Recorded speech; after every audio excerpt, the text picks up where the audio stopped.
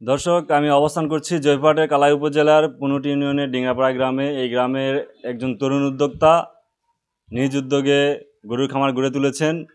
তিনি 2020 সালে 4টি গরু দিয়ে তার খামার শুরু করেন। আমি যদি আপনাদের একটু দেখাতে চাই যে উনি যে গরুর খামারটি গড়ে তুলেছেন, সেই খামারে এখন বর্তমানে 2025 সালে এসে গরুর সংখ্যা দাঁড়িয়েছে 26টি এবং মহিষের সংখ্যা 2টি। উনি এই গরুর খামারের পাশাপাশি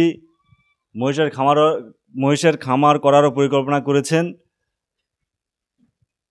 উনি 2020 সালে 4টি গরু পালন করে ঈদের সময় বিক্রি করে লাভবান হয়েছিলেন 50,000 টাকা। পাশাপাশি উনি গত বছর 11টি গরু বিক্রি করে লাভ করেছিলেন প্রায় 1,20,000 টাকা।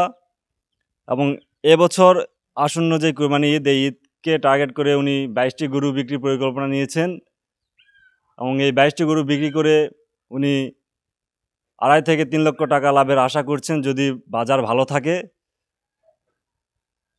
ওনার এই গরুর খামার করার উদ্দেশ্যটা হচ্ছে যে নিজে স্বাবলম্বী হওয়া, পাশাপাশি ওনাকে দেখে যেন এই এলাকার যেসব তরুণ যুবক রয়েছে তারাও যেন খামার করে আত্মনির্ভরশীল হয়, চাকরির প্রতি ঝুঁকে না পড়ে। পড়াশোনা করলে যে চাকরি করতে হবে এমন কোনো বিষয় নয়। উনি এই মেসেজটি সমাজকে দিতে চেয়েছেন যে পড়াশোনা করলে চাকরি করতে হবে এমন নয়, পড়াশোনার পাশাপাশি খামার বা কৃষিকাজ বা উদ্যোক্তা, যে কোনো উদ্যোক্তা হয়েও স্বাবলম্বী হওয়া যায়। তারই দৃষ্টান্ত বলা চলে আমাদের এই কালাই উপজেলার পুনুটি ইউনিয়নের ডিঙ্গাপাড়া গ্রামের রেজওয়ান ভাই। উনি 2020 সাল থেকে 4টি গরু দিয়ে খামার শুরু করেও আজকে 26টি গরুর খামার উনি সম্পন্ন করেছেন। ভবিষ্যতে ওনার পরিকল্পনায় খামারের পরিধি উনি আরও বাড়াবেন এবং পাশাপাশি মহিষের খামার করবেন।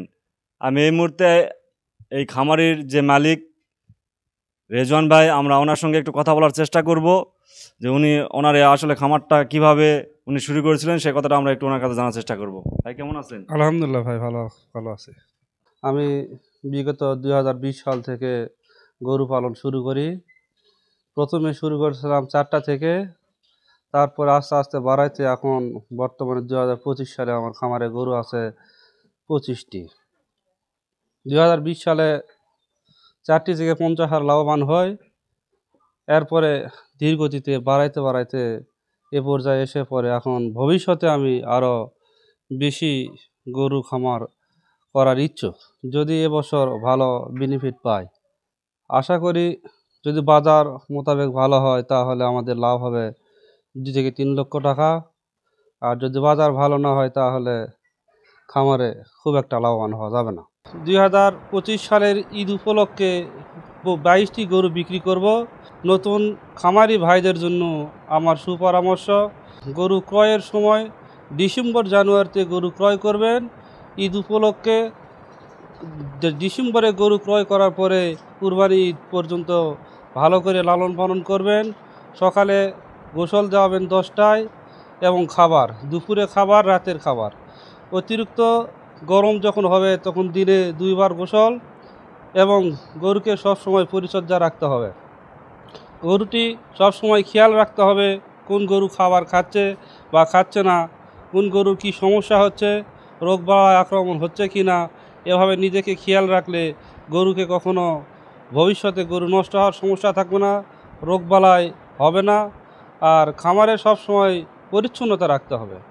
নিজে যেভাবে পরিচ্ছন্নতা রাখতে চান খামারকে ওইভাবে পরিচ্ছন্নতা রাখবেন, তাহলে খামারে ভালো লাভবান হওয়ার আশা পাবেন ইনশাল্লাহ।